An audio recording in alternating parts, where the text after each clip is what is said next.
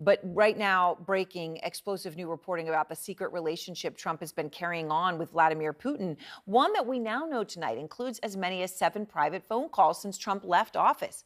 Another revelation tonight is a bit bizarre, and that is that Trump sent Putin individual COVID tests at the height of COVID. Now, according to legendary journalist Bob Woodward's new book, those tests were sent to Putin during the height of the pandemic in 2020, right? When gosh, nobody could get a hold of tests. Now, during a call at the time, Putin tells Trump, quote, "Please don't tell anybody you sent these to me." And Trump replies, and Woodward's the one putting quotes around this, "I don't care, fine."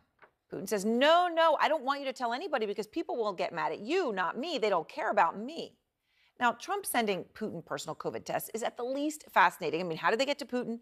Who knew about them? Did Trump send them to other world leaders, or was this just special for Putin? And then did Putin really use COVID tests sent from America, putting his DNA on them? I mean, what was this about? Well, today, Vice President Kamala Harris had this to say about it. In the height of the pandemic, and remember, and your listeners will remember, people were dying by the hundreds. Yeah. Everybody was scrambling to get these kits, the tests, the COVID test kits. Couldn't get them. Couldn't get them. Right. Couldn't get them anywhere. Right. And this guy who is president of the United States is sending them to Russia, to a murderous dictator for his personal use? You're getting played. And some would say, look, I grew up in the neighborhood. Some would say you're getting punked. Yeah. If you stand in favor of somebody who's an adversary over your friends on principles that we all agree on. Now, the Trump campaign responding to these claims in an angry fashion. Let me just read part of the statement. "None of these made-up stories by Bob Woodward are true and are the work of a truly demented and deranged man who suffers from a debilitating case of Trump derangement syndrome." Woodward is an angry little man and is clearly upset because President Trump is successfully suing him because of the unauthorized publishing of recordings he made previously. There's just a little taste of the statement. Now, CNN presidential historian Tim Naftali, who, of course, has been the head of the Nixon Library, tells out front that former presidents talking to adversaries, actually, that may not be new in concept. But there is no record from Woodward's reporting that a really crucial thing happened, which is that a single person in the intelligence or national security communities knew about Trump and Putin's calls. In fact, the New York Times reporting tonight, of the 19 officials that they spoke to, not one was told about these calls. So that's crucial, and context always matters here. Trump's desire to be close to Putin is important, his admiration for him is important, and his clear support of Putin's view on Ukraine, as just one example, opens the door to something deeply serious.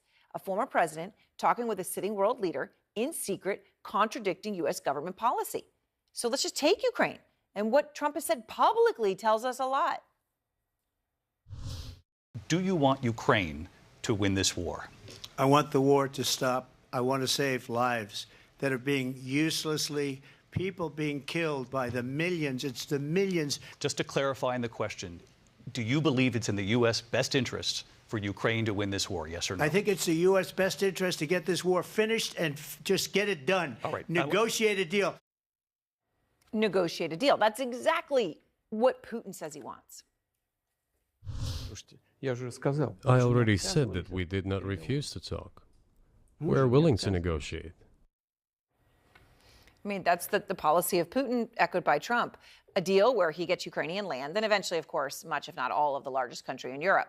But Trump's support of Putin on this existential issue for the Russian dictator is noticed in Russia, where state media portrays Donald Trump as a Vladimir Putin acolyte. Trump is planning to end the war in 24 hours. This scheme suits us well.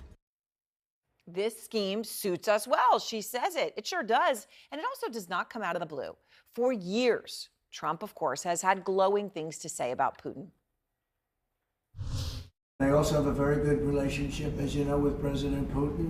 I knew Putin very well. Got along with him actually great. Putin is a nicer person than I am. So now I like Putin.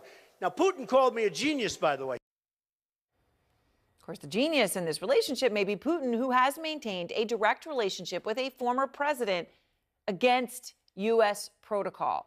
All right, everyone's with me here. Let me start with Jeremy Herb. You have read this book, so you know all the detail in it, all the new reporting from the legendary Bob Woodward here. What more does he say about Trump's relationship with Putin?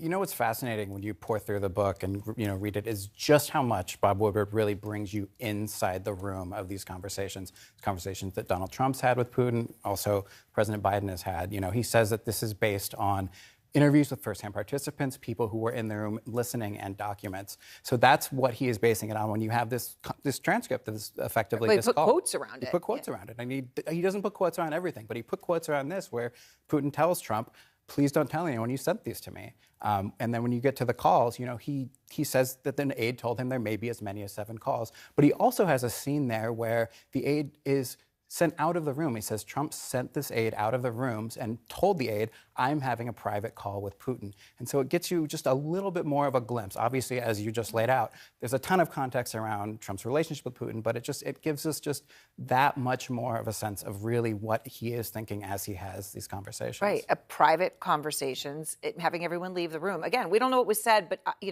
it's highly unusual. Let's just put it that way to say at the very least, and then you put the context around it. And Lulu, so that the Trump campaign statement, I shared part of it. They say none of the stories are true. Then they say President Trump gave him, referring to Woodward, absolutely no access for this trash book that either belongs in the bargain bin of the fiction section of a discount bookstore or used as toilet tissue. Okay, sometimes when you get a response that aggressive, it's because, you hit something. You hit something that was fragile. So what's your reaction when you hear about all this?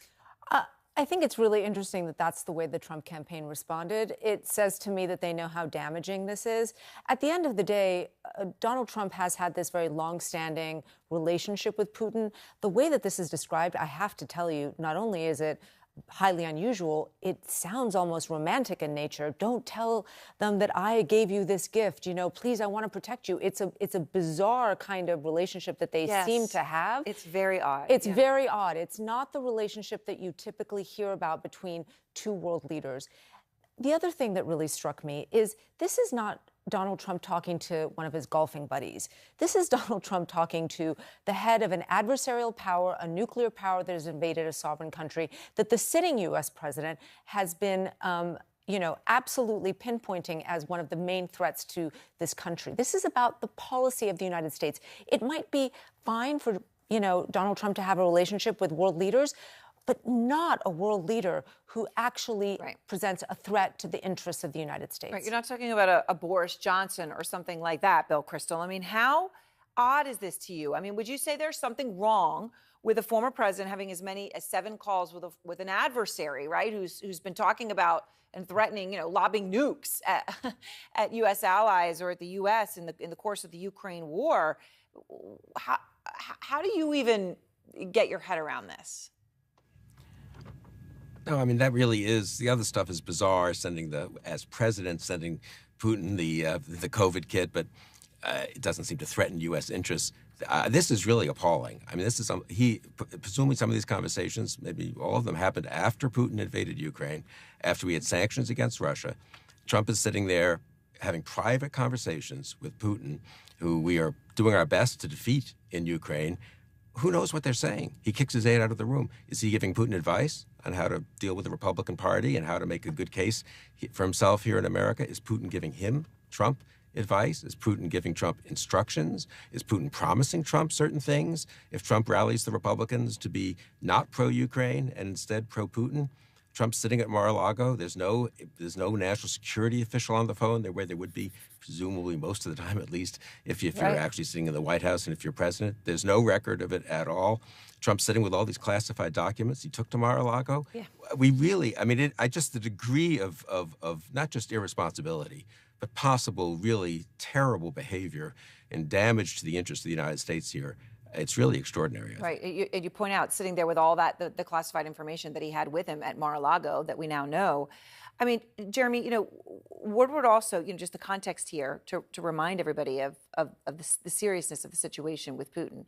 But when I mentioned the nukes, that he is reporting that the U.S. government had assessed that there was a 50% chance that Putin could actually use a nuclear weapon regarding the Ukraine war. I mean, what more did you learn about that? Yeah, Obviously, the quotes in this book are fascinating, but some of the really most interesting details I think Woodward has is just how much the White House was concerned that Putin actually might use nukes. Woodward reports on a call that happened before the war where he calls it a hot 50-minute call that Biden had with Putin, where at one point Putin mentioned using nuclear weapons in a threatening way, and Biden had to remind him, no one wins a nuclear war. And you fast forward about 6 months into the war, in September of 2022, that's when this 50% intelligence assessment comes in. And the Biden White House went into overdrive to try to cut it off. They were concerned that they were going to make up a story about a dirty bomb. And we knew that publicly. But what the book shows us is what they did. They had Austin go to his counterpart. General Milley went to his counterpart. And Biden went to his other world leaders and tried to get them to walk Putin back off that ledge. And now Trump may have, we don't know the dates, may have had a conversation. We don't know what he said. I mean, just puts the exclamation point on how crucial this is.